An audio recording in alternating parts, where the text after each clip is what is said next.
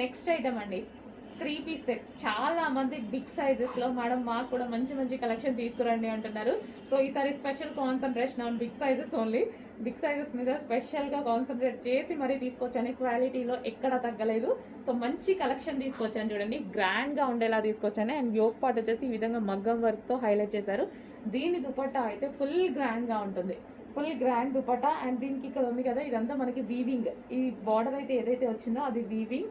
And self బూటీస్ కనిపిస్తున్నాయి కదా, బూటీస్ కానీ జరీ కానీ ఇదంతా జరీ వీవింగ్ వచ్చేసింది. కంప్లీట్గా 3 piece set straight cut item.